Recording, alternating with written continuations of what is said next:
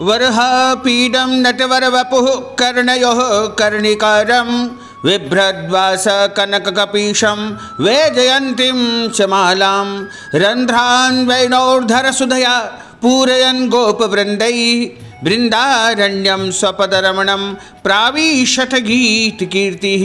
भक्तजनों, माताओं, बहनों, आप सभी को सादर जय श्री कृष्ण। हमारे YouTube चैनल में आप सभी का बहुत बहुत स्वागत है। मैं हूं आपके साथ आचार्य धर्मेंद्र शास्त्री। आज हम आपको योगिनी एकादशी के दिन करने वाला एक अचूक उपाय बताने जा रहे हैं। आषाढ़ माह के कृष्ण पक्ष की एकादशी तिथि को योगिनी एकादशी कहा जाता है और यह एकादशी तीनों लोकों में सबसे अधिक महापुण्यदायक एकादशी मानी गई है। पूरे वर्ष में 24 एकादशी आती है और जिस साल अधिक मास आता है उस वर्ष 26 एकादशी आती है। प्रत्येक माह की एकादशी का अपने अपने अलग अलग महत्व तथा विधि विधान हमारे धर्म ग्रंथों में बताया गया है। इस बार एकादशी तिथि जो कि कुछ पंचांगों में 16 जून बताई है, वहीं कुछ पंचांगों में 17 जून बताई है। इसका कारण यह है कि दशमी युक्त जो एकादशी होती है वह पुण्यदायक नहीं मानी जाती है और द्वादशी युक्त जो एकादशी होती है वह सबसे ज़्यादा महापुण्यदायी मानी जाती है। 16 जून के दिन सूर्योदय के समय दशमी युक्त एकादशी है, इसलिए 16 जून के दिन एकादशी व्रत करना विशेष पुण्य फलदायी नहीं माना जाएगा। लेकिन 17 जून के दिन जो एकादशी है वो द्वादशी युक्त एकादशी है, इसलिए 17 जून बुधवार के दिन ही एकादशी का व्रत सभी को करना चाहिए। आषाढ़ माह के कृष्ण पक्ष की एकादशी तिथि को योगिनी एकादशी कहा जाता है और इस एकादशी का व्रत करना सबसे शुभ माना जाता है। और इस एकादशी के दिन भगवान श्री हरि विष्णु नारायण की पूजा की जाती है तथा पीपल के पेड़ की भी पूजा करने का विशेष विधान है। इस एकादशी का महत्व तीनों लोकों में प्रसिद्ध है, यानी पाताल लोक, पृथ्वी लोक और स्वर्गलोक, तीनों लोकों में इस एकादशी का सबसे अधिक महत्व बताया है। इस व्रत को करने से समस्त पाप दोष नष्ट हो जाते हैं तथा मनुष्य को मुक्ति की प्राप्ति होती है। एकादशी का व्रत करने से पहले एक दिन पहले ही रात्रि से नियम प्रारंभ हो जाते हैं। यह व्रत दशमी तिथि की रात्रि से शुरू होकर के द्वादशी तिथि के प्रातः काल में दान कार्यों और व्रत का पारणा के साथ संपन्न किया जाएगा। सबसे पहले आपको ध्यान रखना है कि दशमी तिथि के दिन शाम के समय एक समय भोजन करें तथा आपको उस दिन लहसुन प्याज का उपयोग नहीं करना चाहिए और इस एकादशी में आपको दशमी के दिन भी चावल का उपयोग नहीं करना चाहिए तथा एकादशी का जो व्रत है वह 17 जून को किया जाएगा। उस दिन आप सुबह जल्दी उठें और जल्दी उठ कर के स्नान करें। स्नान करने के बाद में भगवान नारायण के सामने बैठ कर के संकल्प करें। कोई भी व्रत यदि आपको प्रारंभ करना है तो उस व्रत का संकल्प अनिवार्य रूप से करना चाहिए। संकल्प का अर्थ होता है प्रतिज्ञा करना। हम जो प्रतिज्ञा लेंगे उसी का फल हमें प्राप्त होगा। वैसे तो हम संसारिक व्यक्ति हैं और हमें फलों की इच्छा रहती है, लेकिन यदि आप निष्काम भाव से भी एकादशी करते हैं तो भी आपको संकल्प करना चाहिए। एकादशी व्रत के संकल्प का बहुत अधिक महत्व माना गया है। संकल्प के लिए आपको हाथ में जल लेना चाहिए, पुष्प रखना चाहिए तथा सुपारी यदि आपके पास उपलब्ध है तो वो भी रख सकते हैं या फिर तुलसी पत्र से भी आप संकल्प कर सकते हैं या कोई फल रखकर भी आप संकल्प कर सकते हैं। क्योंकि योगिनी एकादशी है और योगिनी एकादशी में आपको केले से संकल्प करना सबसे अधिक पुण्य फलदायी साबित होगा। तो आप एक केला हाथ में रखें, जल रखें, तुलसी पत्र और भी सुपारी आदि आप रख करके संकल्प करें और संकल्प के रूप में आपको भगवान के सामने प्रतिज्ञा करना है कि आज मैं एकादशी का व्रत करने जा रहा हूं या करने जा रही हूं। इस प्रकार आप संकल्प करके भगवान को वह केला समर्पित कर देंगे। हम आपको संक्षिप्त में संकल्प बोल करके सुना रहे हैं। इस संकल्प के माध्यम से भी आप अपनी प्रतिज्ञा कर सकते हैं। ओम तिथिर्विष्णु तथा वारो नक्षत्रम विष्णुरेव च योगश्च करुणं विष्णुः सर्वं विष्णुमयं जगत। आप लोग 3 बार बोलिएगा, ओम विष्णुः ओम विष्णुः ओम विष्णुः। ओम विष्णुर्विष्णुर्विष्णुः श्रीमद्भगवतो महापुरुषस्य विष्णोर् आज्ञया प्रवर्तमानस्य अद्य श्रीब्रह्मणोन्हि द्वितीयप्रार्धे श्रीश्वैतवारः कल्पे वैवस्वत् मन्वन्तरे अष्टाविंशतितमे कलियुगे कलिप्रथमचरणे भूर्लोके भारतवर्षे भरतखण्डे जम्बूद्वीपे आर्यावर्तान्तर्गत ब्रह्मवर्तैकदेशैः। आप अपने देश का, अपने प्रदेश का, अपने शहर का नाम उच्चारण करिएगा।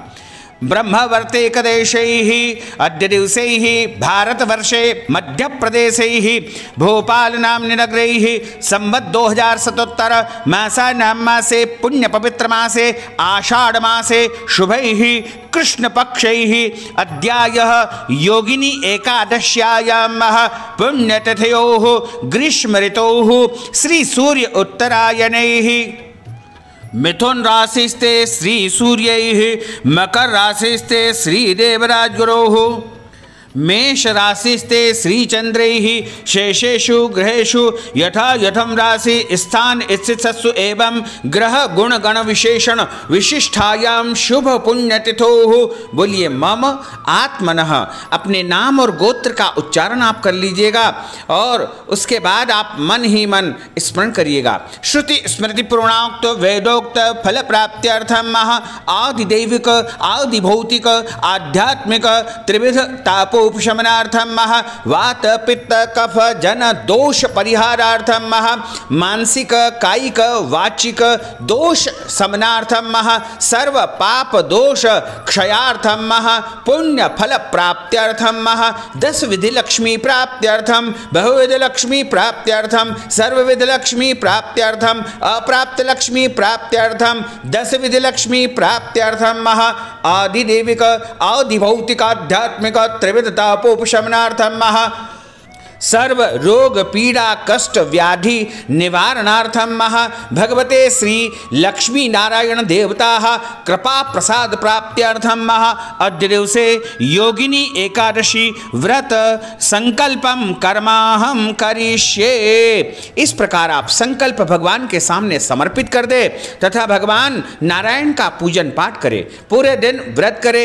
एकादशी के दिन घर में चावल नहीं बनना चाहिए और चावल का उपयोग इसमें नहीं किया जाता है तथा लहसुन प्याज और हल्दी का भी उपयोग एकादशी के व्रत में नहीं किया जाता है। एकादशी के व्रत में फलाहार करना चाहिए, अन्न का प्रयोग बिल्कुल भी नहीं किया जाता है। इसी के साथ एकादशी का जो व्रत है उस दिन बाल नहीं कटवाना चाहिए। कटिंग किसी भी शरीर के अंगों के बाल बिल्कुल नहीं करवाना चाहिए, शेविंग भी नहीं करना चाहिए तथा जो विवाहित दंपति होते हैं उन्हें ब्रह्मचर्य व्रत का पालन करना चाहिए, यानी पति पत्नी को एक दूसरे से दूरी बना करके रखना चाहिए। एकादशी को क्रोध नहीं करना चाहिए। एकादशी को लड़ाई झगड़ा बिल्कुल नहीं करना चाहिए। एकादशी के दिन विवाद नहीं करना चाहिए। एकादशी के दिन किसी भी गरीब या मजदूर व्यक्ति का दिल नहीं दुखाना चाहिए। एकादशी के दिन हमारे घर के बड़े बुजुर्गों का अपमान नहीं करना चाहिए। एकादशी के दिन कोई भी घर पर यदि याचक आता है, भिखारी आता है या अतिथि आते हैं या ब्राह्मण आते हैं तो उनको खाली हाथ नहीं लौटाना चाहिए। इस प्रकार एकादशी का व्रत पूरे दिन पालन करना चाहिए। दोपहर के समय भगवान का पूजन करने के बाद आपको भगवान को फलाहार का भोग लगा करके, यानी फलाहारी वस्तु जो फलाहार में उपयोग आती है जैसे फल संबंधित वस्तु या दूध से निर्मित वस्तु, इनका भोग लगाने के बाद स्वयं फलाहार ग्रहण कर लेना चाहिए तथा रात्रि को भी आप चाहें तो फलाहार ग्रहण कर सकते हैं। और एकादशी में रात्रि जागरण का भी विशेष विधान है। यदि आप नहीं जाग सकते हैं तो थोड़े समय में जाग करके भगवान का भजन कीर्तन करने के बाद आप सो भी सकते हैं, कोई दोष नहीं है। और अगले दिन सुबह आपको एकादशी व्रत का पारणा करना चाहिए। यानी एकादशी व्रत का जो पारना होता है वो हरिवासर के पहले पहले कर लेना चाहिए। हरिवासर का अर्थ होता है कि द्वादशी तिथि जब प्रारंभ न हो उसके पहले पहले व्रत का पारना कर लेना चाहिए। तो व्रत का पारना का जो सर्वोत्तम समय रहेगा वो 18 तारीख को सुबह 5:39 से व्रत का पारना का समय प्रारंभ होगा, जो कि सुबह 9:38 के पहले पहले आपको व्रत का पारना कर लेना चाहिए। और आपने जो संकल्प में केला भगवान को समर्पित किया था उसी केले को आप पारना के रूप में ग्रहण कर ले तो उससे आपको अनंत पुण्य फल की प्राप्ति होगी तथा आपके सभी पाप दोष समाप्त हो जाएंगे। वह केला यदि आप एक रखा है और घर में अन्य सदस्य है तो उसके भाग करके यानी उसके टुकड़े करके भी परिवार के सभी सदस्य एक ही केले को ग्रहण कर सकते हैं। और यदि आपने अलग अलग सदस्यों के अलग अलग केले रखे हैं तो सभी सदस्य अपना अपना अलग अलग केला भी ग्रहण कर सकते हैं। यानी जो केला आपने संकल्प के रूप में भगवान के चरणों में अर्पित किया था उसी को व्रत खोलते समय ग्रहण कर लेने से आपको योगिनी एकादशी का सर्वोत्तम फल प्राप्त हो सकेगा। तो हरिवासर में यानी द्वादशी तिथि शुरू होने के पहले पहले आपको व्रत का पारना कर लेना चाहिए। इसी को हरिवासर कहा गया है। योगिनी एकादशी की जो कथा धर्मशास्त्रों में बताई गई है वह इस प्रकार है। एक समय की बात है, धर्मराज युधिष्ठिर भगवान से पूछने लगे कि हे प्रभो, मैंने आपसे ज्येष्ठ माह के शुक्ल पक्ष की एकादशी का व्रत तथा महात्म्य सुना है। अब कृपा करके मुझे आषाढ़ माह के कृष्ण पक्ष की एकादशी की कथा आप सुनाइए तथा इस एकादशी का नाम क्या है, इसका महत्व क्या है, यह भी कृपा करके मुझे बताइए। भगवान कृष्ण कहने लगे कि हे राजन सुनो, ज्येष्ठ माह के कृष्ण पक्ष की और ज्येष्ठ माह के शुक्ल पक्ष की दोनों एकादशियों का तुमने महत्व सुना है। अब आषाढ़ माह के कृष्ण पक्ष की एकादशी का महत्व जानो तथा इसकी कथा सुनो। इसके व्रत करने से जन्म जन्मांतर के पाप नष्ट हो जाते हैं तथा 88,000 ब्राह्मण भोजन करवाने से जो पुण्य फल प्राप्त होता है वही पुण्य फल एकादशी व्रत को करने से प्राप्त होगा। यानी योगिनी एकादशी जो है महत्वदायी है, पुण्यदायी है और इसका व्रत प्रत्येक मनुष्य को करना चाहिए।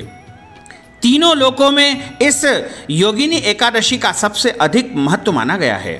यह इस लोक में भोग और परलोक में मुक्ति देने वाली है। और तुमसे पुराणों में वर्णन की हुई कथा सुनाता हूँ जो ध्यान पूर्वक सुनने का तुम प्रयास करो।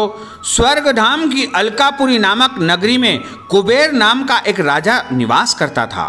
वह भगवान शिव का परम भक्त था और प्रतिदिन भगवान शिव का विशेष पूजन अर्चन किया करता था। और हेम नाम का एक माली पूजन के लिए उसके यहाँ पुष्प लाया करता था।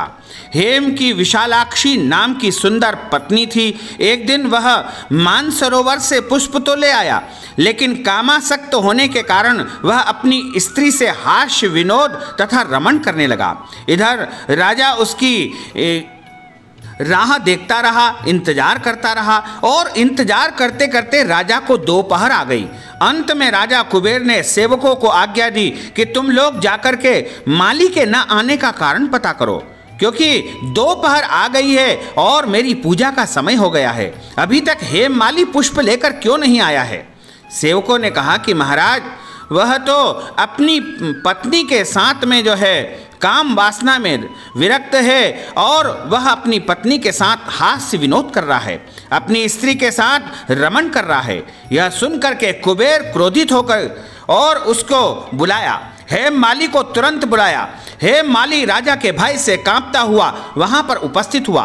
राजा ने क्रोध में आकर के कहा कि अरे पापी, नीच, कामी, तूने मेरे परम पूजनी ईश्वरों के ईश्वर भगवान शिवजी महाराज की पूजा का अनादर किया है। इसलिए आज मैं तुझे श्राप देता हूं कि तू स्त्री का वियोग सहेगा और मृत्यु लोक में जाकर के कोढ़ी हो जाएगा, अर्थात तू स्त्रियों से हमेशा दूर रहेगा। कुबेर के श्राप से हेम माली का स्वर्ग से पतन हो गया और वह उसी समय पृथ्वी पर गिर गया। भूतल पर आते ही उसके शरीर में श्वेत कोढ़ हो गई और उसकी स्त्री भी उसी समय अंतर्ध्यान हो गई।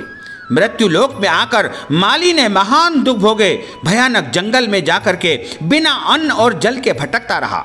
रात्रि को निद्रा भी नहीं आती थी, परंतु शिव जी की पूजा के प्रभाव से उसके पिछले जन्म की याददाश्त उसे आ रही थी। घूमते घूमते एक दिन वह मार्कंडे ऋषि के आश्रम पहुंचा, जो ब्रह्मा से भी अधिक वृद्ध थे और जिनका आश्रम ब्रह्मा की सभा के समान लगता था। हे माली मार्कंडे ऋषि के चरणों में जाकर के गिर गया। मार्कंडे ऋषि हे माली को देख करके बोलने लगे कि तुमने कौन सा ऐसा पाप किया है जिसके प्रभाव से तुम्हारी यह हालत हो गई है। हे माली ने मार्कंडे ऋषि को प्रणाम करके सारा वृत्तांत कह करके सुनाया। यह सुनकर के ऋषि बोले, निश्चित ही तूने मेरे सम्मुख सत्य वचन कहे हैं, इसलिए तेरे उद्धार के लिए मैं एक व्रत बताता हूँ कि सारे पापों का नष्ट करने वाला, सारे दोषों का समन करने वाला, सारी गलतियों के प्रायश्चित्त को समन करने वाला यह व्रत है आषाढ़ माह के कृष्ण पक्ष की एकादशी, जिसे योगिनी एकादशी कहा जाता है। और इस एकादशी का विधि पूर्वक यदि व्रत करेगा तो तेरे सारे पाप नष्ट हो जाएंगे। यह सुनकर के हे माली अत्यंत प्रसन्न हुआ और मार्कंडे ऋषि से निवेदन किया कि हे प्रभु, मुझे इस व्रत का संपूर्ण विधि विधान आप कृपा करके बताइए। तब मार्कंडे ऋषि ने बताया कि हे माली सुनो, यह व्रत आषाढ़ माह के कृष्ण पक्ष की एकादशी को करना है और इस एकादशी का नाम योगिनी एकादशी है। योगिनी एकादशी के दिन सूर्योदय से पहले उठ करके स्नान करना, स्नान करने के बाद स्वच्छ वस्त्र धारण करके भगवान के सामने बैठ करके संकल्प करना और संकल्प करने के बाद पूरे दिन निराहार रह करके फलाहार करके इस व्रत का पालन करना तथा द्वादशी के दिन, द्वादशी तिथि प्रारंभ होने के पहले पहले हरिवासर में इस व्रत का पारणा कर लेना।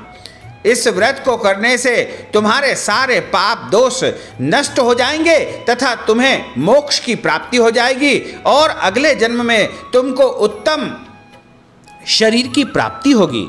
इस प्रकार मार्कंडे ऋषि के वचन को सुनकर के हे माली ने विधि विधान से योगिनी एकादशी के व्रत का पालन किया और व्रत करते ही अगले दिन उसने व्रत का पारणा किया और पारणा करने के पश्चात भगवान की कृपा से उसका जो है यह शरीर छूट गया और उसके लिए दिव्य विमान आया और उस विमान में बैठ करके पुनः हे माली स्वर्ग लोक में चला गया। वहाँ उसको उसकी स्त्री भी प्राप्त हो गई और सभी सुख वहाँ पर उसे पुनः प्राप्त हो गए।